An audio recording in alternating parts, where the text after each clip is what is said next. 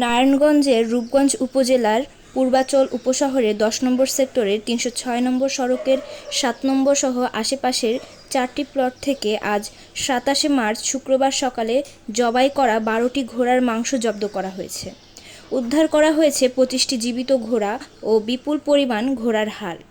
Police ও RAB সহ আইনশৃঙ্খলা বাহিনীর সদস্যরা ঘটনাস্থল পরিদর্শন করেছে।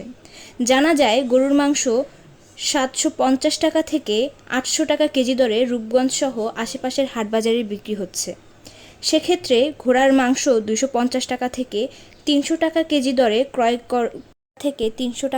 দরে ক্রয় করে কসাইরা ঘোড়ার মাংসকে গরুর মাংস হিসেবে হাটবাজারে বিক্রি করে আসছে।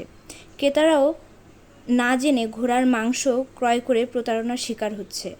রূপগঞ্জ থানার ওসি মোহাম্মদ সফজেল হোসেন বলেন, একটি সংঘবদ্ধ চক্র ৩৭টি ঘোড়া জবাইয়ের উদ্দেশ্যে সেখানে নিয়ে আসে। এর মধ্যে ১২টি ঘোড়া জবাই করে ফেলে।